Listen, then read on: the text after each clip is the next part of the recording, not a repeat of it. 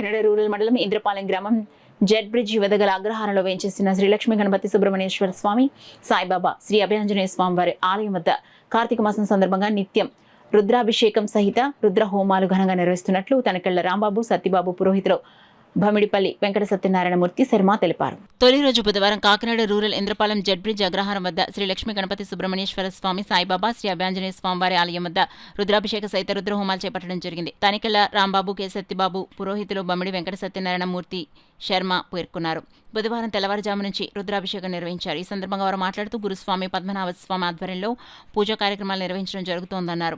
శివలింగానికి కులమతాలకు అతీతంగా స్వయంగా పూజలు నిర్వహించుకోవచ్చని తెలిపారు. ఉదయం 6 గంటల నుండి ఏకాదశి రుద్రాభిషేకం, సాయంత్రం 5 గంటల నుండి రుద్రహోమం నిర్వహించడం జరుగుతుందని తెలిపారు. ఈ కార్యక్రమంలో ఆలయ కమిటీ చైర్మన్ జగన్నాథం, ప్రభాకర్, మాధవ శర్మ, కృష్ణ తదితరులు పాల్గొన్నారు. ప్రదోషకాలంలో కార్తీక దామోదరార్చన మరియు నీరాజన మంత్రోత్సవంలో కూడా దివ్య కళ్యాణంగా ఈ మాసాంతము కూడా జరుగుతున్నాయి.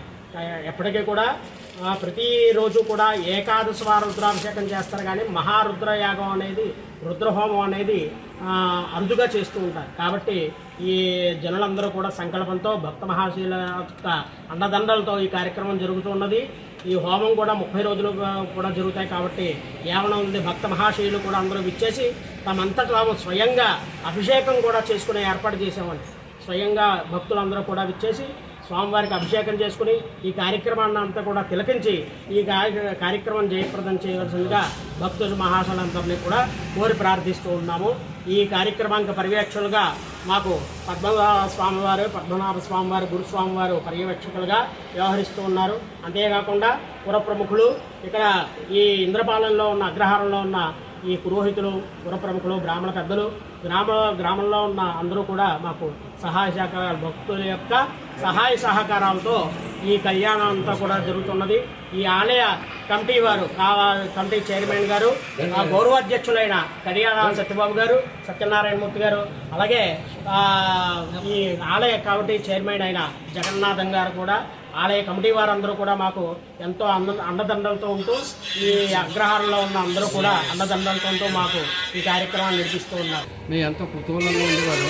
కానీ ఈ సంవత్సరం మాకు మన పద్మనాభ స్వామి గారు, మూర్తి గారు, రాంబాబు గారు వీళ్ళ ఆధ్వర్యంలో మాకు శివుని పెట్టి అభిషేకాలు చేయడం, ఇది ఒక కులానికి సంబంధించి కాదు, స్పర్శలింగం. అది ప్రతి కులం వారు కూడా వచ్చి భగవంతుడి మీద ఒక స్నానం అభిషేకం చేసుకుని స్పర్శించి వెళ్ళవలసిందిగా కోరుతున్నానండి.